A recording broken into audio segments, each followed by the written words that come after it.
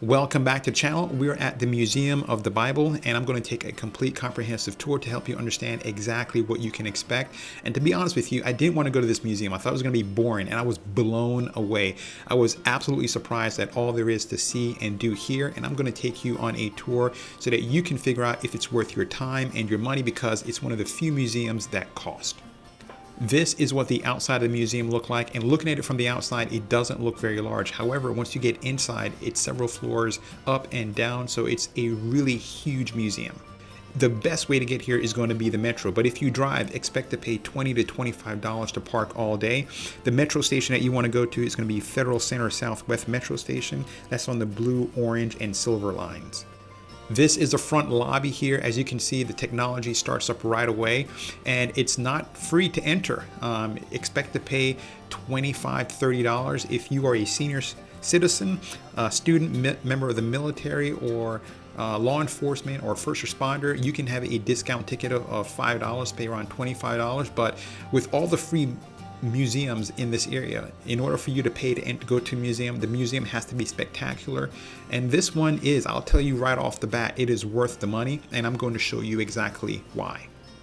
When you first get in, you're going to see this elaborate stair system, and there's no real wrong place to start. It's divided into the Old versus the New Testament, and there are certain must-see things here at the museum. We'll go through that.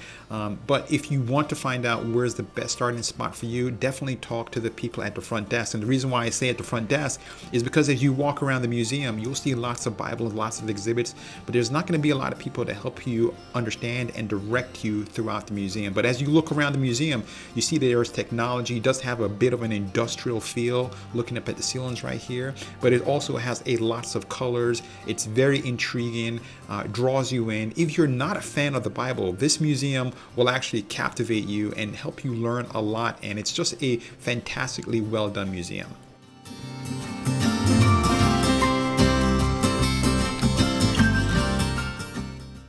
The best time to visit this museum, especially if you mostly want to have it to yourself, is going to be during the weekdays. It does get a little bit full on the weekends. However, it's a fairly popular museum, not as popular as, say, the Air and Space that has 6 million visitors, but several 100,000 people visit this museum every single year. That is the process, okay? We were actually transcribing.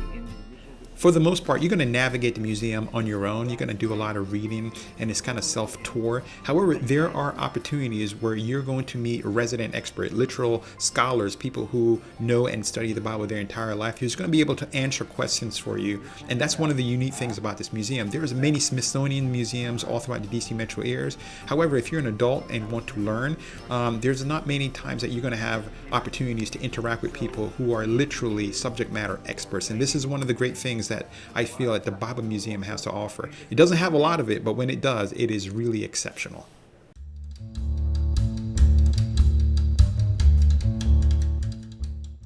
I normally don't recommend you do a tour group. However, with this museum, I absolutely recommend it. There were several tour groups while I was there, and I just listened in a little bit to some of the stuff that they were saying, and it really, in my opinion, enhanced the entire experience. So if you can get with a tour group, they will walk you around the museum, and they will explain what you're looking at on such a very intimate level that it is absolutely worth the money.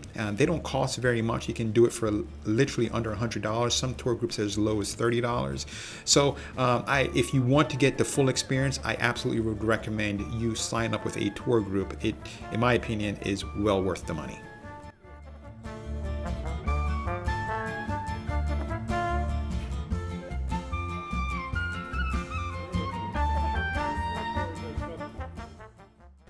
One of the big surprises that I had in coming here was the use of technology. You think, okay, the Bible, and you think there's going to be a bunch of Bible, and there's not going to be an opportunity for you to interact or to really immerse yourself in the experience, and that is wrong. Of all the museums in the Smithsonian, there is no museum that uses technology, in my opinion, better and more than this museum. There's lots of opportunity for you to sit, watch videos, but also just have interactive displays that are colorful, that are bright, that help you learn and understand exactly what you're looking for. So there's going to be a ton of intellectual learning that's going to be taking place just by the use of the technology that's displayed at this museum. At one point, it said it was the most technologically advanced museum in the entire world. The entire world. And I think, I'm not saying that it is because I haven't seen all the museums in the world, but it's damn near close.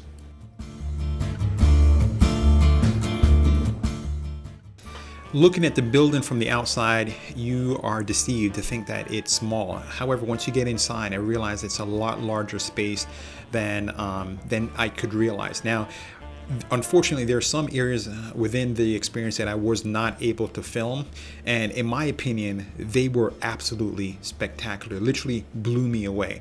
I had never had that type of experience anywhere. And you can see there's lots of theaters, ways for you to experience it. However, beyond the theaters, they have a walk-in tour of the Old and New Testament that is just nothing like I've ever seen before. And unfortunately, they didn't allow me to film while I was there in that section of the museum. However, it's well worth going there just for that experience alone. The use of light, the use of color, film, and technology is absolutely fantastic and just extremely immersive. Right now we're down in the basement, and this is a replica of Bethlehem. And the question I want to answer now is, how long should you dedicate to spending at the Bible Museum? Most people who come here spend a half a day. However, if you're into the Bible, if this is something that you're looking forward to, you should expect to spend the entire day. If you're a minister or a scholar, they say it takes 72 hours for you to read and go through all the video exhibits that they have here. So you can easily spend an entire week if this is something that you're into. However, if you're just a casual visitor, you want to go in and see what it's like, again, most people spend a half a day. I would allot, though, an entire day, because you're going to go in there thinking, I'm not going to be here very long. I'm going to just quickly walk through, and you'll end up spending the entire day here. It's even light in color. Maybe you remember the story of young David being anointed by the prophet Samuel to be the king. So some of this oil goes to the temple in Jerusalem. Now, here's something that you don't have to watch out for. It is the Bible Museum. However, no one's going to try to convert you to Christianity or berate you or try to make you feel guilty for being sinful or anything like that. It's not a quote religious type conversion experience. It is just helping you understand the Bible, the origins, how it came about. But it is not a preachy experience at all on any level. No one is trying to have a come to Jesus moment at any point in this museum. With this being the Bible Museum, the central focus is going to be the Bible. That being said, the most popular Bible of all time is going to be the Gutenberg Bible. They don't have a first edition, but they do have pages from the first edition of the Gutenberg Bible. They also have a fourth edition Bible from the Gutenberg that is on display. And then there is temporary and permanent exhibits throughout the museum, so it changes periodically over the months and years. For those of you who are new to my channel, I specialize in fun and interesting things for folks to do in the DC area. If you're like me, my kids go with me everywhere I go. So is this a family experience? Is this right for kids? Well, the answer is yes and no. If you have kids that don't understand the Bible, they are not going to appreciate the experience, they're probably going to get bored pretty quickly. However, with all the interactive exhibits, it keeps them. I thought my kids would hate the museum. However, we were there all day. We were supposed to do 2 activities. We ended up just doing the Bible Museum that day because they did not want to leave. So I find that the Bible Museum does a great job of getting kids to be immersed in the experience. Now, if you have very young kids, the good news is that on the very basement level of the museum, you'll find that there's an entire kids experience for young kids. And it's fun games, teaches you about the Bible, but at the same time, it doesn't feel like a museum type feel. And all these games that you're looking at right here, they're all free. So you don't have to worry about paying or bringing additional money. Your cost of admission covers everything. Now, for me, what I thought was most interesting was replicas of the Dead Sea Scrolls. And also, they had some first Pilgrim Bibles that were brought over on the Mayflower. They also showed how the Bible had, influence on the trajectory of the United States and how early ministers really influenced politics, they influenced the law, how people lived, how they communicated. It was really interesting learning about that portion of American history. Now, if you wanted to spend all day here, there is a restaurant for you to eat. This is the top floor on the 6th floor. That's Manna from Heaven restaurant. And the food there was great. However, it's a bit pricey, as you would expect. But I think it was well worth it. They had some unique foods that you don't ordinarily see, and also stuff that you would expect, like chicken nuggets and hamburgers. Now, this is the outside area of Manna restaurant, and it's absolutely beautiful. I've been up here several times, and I love eating up here. It gives you a nice relaxed feel. This is something that I think that you should want to experience. Also, there is on the mezzanine level, there's another restaurant, and that one is called Milk and Honey Cafe. It's more of a cafe. However, it has a fantastic seating area. In my opinion, one of the best in all of the Smithsonian museums when it comes to just an area to relax and enjoy.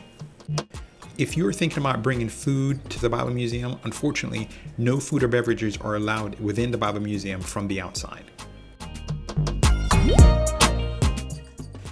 The museum is wheelchair friendly, and at the very end, there is a pretty stunning gift shop. Overall, is it worth your time and money? In my opinion, considering the fact that you have to pay and there are so many free museums all around Washington, D.C., it's a pretty tall order to pay $30 to come here.